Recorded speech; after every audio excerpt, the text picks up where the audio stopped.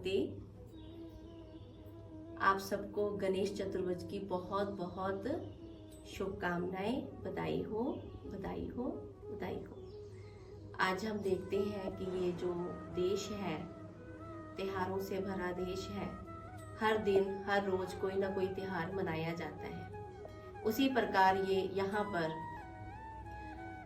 पूरे साल में एक ऐसा दिन आता है जिस दिन हम गणेश जी का पूजन करते हैं और इसी खुशी में बहुत सुंदर सुंदर पंडाल सजाए जाते हैं। कई गलियां सजाई जाती हैं, कई लोग अपने घरों को सजाते हैं और बहुत ही प्यार से अपने घरों में गणपति जी को लेकर आते हैं, उनको स्थापित करते हैं, उनकी पूजा करते हैं, आराधना करते हैं, उनको याद करते हैं, क्योंकि गणपति जी को ही दिखाया गया है कि वो विघ्न विनाशक है और निर्विघ्न है। कोई भी विघ्न उनके आगे आज तक नहीं आया। तो हर कार्य में हम पहले क्या करते हैं? श्री गणेश करते हैं और कोई भी कार्य बिना गणेश के हम शुरू नहीं करते हैं। तो सबके अंदर कहीं ना कहीं ये भावना है कि जो हमारे घर में दुख है, परेशानियां हैं, जहाँ हमारे घर में विघ्न है, वो कहीं ना कहीं हम अगर गणपति जी को अपने घर में लेकर आएंगे तो शायद वो क्या हो जाएंगे? ठीक हो जाएंगे। हमारे कष्ट क्या हो जाएंगे? दूर हो जाएंगे।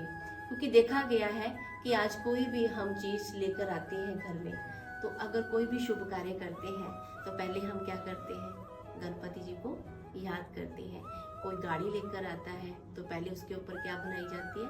स्वास्तिका बनाई जाती है और श्री गणेश किया जाता है। अगर कोई अपने घर में प्रवेश करता है, नए घर में प्रवेश करता है, घर में प्रवेश करता है, तो उसमें भी दिखाते हैं कि पहले क्या बनाते हैं? गणेश बनाते हैं, स्वास्तिका बनाते हैं। तो स्वास्तिका का अर्थ है सदा शुभ, जिस कार्य में हमेशा शुभ ही हो रहा हो, उसको कहा गया स्वास्तिका। तो स्वास्तिका गणेश जी का भी प्रतीक है। तो गणपति जी का बताते हैं कि वे गणपति जी कि हमने साल भर तो पूजा की और हमेशा हर साल में हम एक बार उनको अपने घर में भी लेकर आए। पर क्या किया? हर साल पूजा भी की, घर में भी रखा, याद भी किया और जाकर 11 दिन उसके साथ भी रहे और फिर जाकर उसको क्या कर दिया? विसर्जन कर दिया। तो देखा गया हर साल हम क्या करते आए? यही रीत करते आए। पर कभी भी हमने ये नहीं देखा कि शायद कहीं ना कहीं उनके अंदर जो गुण थे, प्रेरणाएं थे, वो भी हमें जीवन में क्या करने चाहिए? धारण करने चाहिए। तो इसलिए कहा गया कि जो गणपति जी थे, उनके जीवन में कभी परिस्थिति नहीं आई होगी, कहीं उनके जीवन में कभी दुख नहीं आया होगा, पर दिखाया गया गणपति जी ऐसे देवता थे जिनको कभी भी किसी की भी हेल्प लेने की जरूरत नहीं पड़ी। उन्होंने अपनी परिस्थितियों का खुद ही क्या किया? सामना किया।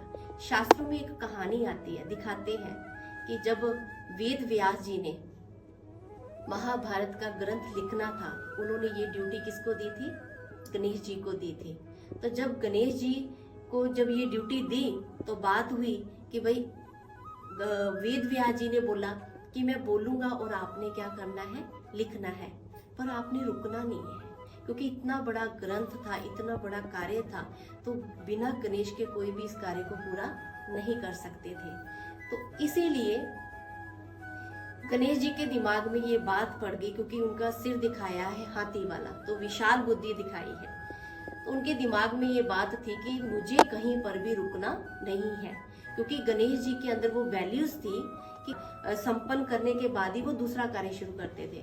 तो जब लिखने की बारी आई तो कहा गया कि उन्होंने, जो गणपति जी थे, वेद भी बोलते गए और वो लिखते गए, वो बोलते गए, वो लिखते गए। लिखते लिखते गणेश जी की कलम क्या हो गई? टूट गई। तो उन्होंने कार्य तो पूरा करना था, उसको संपन्न तो करना था। तो उन्होंने क्या किया? अपने एक दांत को तोड़ा और उससे पूरी वो क्या किया? कार्य को संपन्न किया। भावार्थ क्या आता है कि कभी भी वो अपने कार्य में रुके नहीं, अपना कार्य उन्होंने क्या किया? संपन्न किया। और उन्होंने दूसरों को भी प्रेरित किया कि भाई हमें भी अपना कार्य क्या करना चाहिए, खुद करना चाहिए। समस्याएं हर एक जीवन में आती हैं। अब गणेश जी हमें उनसे सीखी, पर कभी भी जीवन में अपने अंदर धारण नहीं की। देखा गया कि गणेश जी के बड़े बड़े क्या दिखाते हैं, कान दिखाते हैं, और उनकी लंबी क्या दिखाते हैं, सूंड दिखाते हैं, और छोटी छोटी क्या दिखाते हैं, आंखें दिखाते हैं। छोटा क्या दिखाते हैं, मुख दिखाते हैं। बड़ा क्या दिखाते हैं, पेट, और छोटी एज में दिखाते हैं। और उनका जो पाँव है वो क्या दिखाते हैं, एक पाँव धरती के साथ चिपका हुआ और एक पाँव क्या है, धरती से ऊपर। मतलब भाव अर्थ ये है कि आप इस संसार में रहो, पर इस संसार से थोड़ा सा उपराम स्थिति में रहो, ताकि जितना आप इन संसार में जाते जाओगे आप उतना ही फंसते जाओगे। उपराम स्थिति बहुत जरूरी है। तो गणेश जी को बताया कि उनकी जो स्थिति थी वो हमेशा क्या थी, ऊंची थी। वो किसी के भी चक्कर में पड़ने वाले नहीं थे।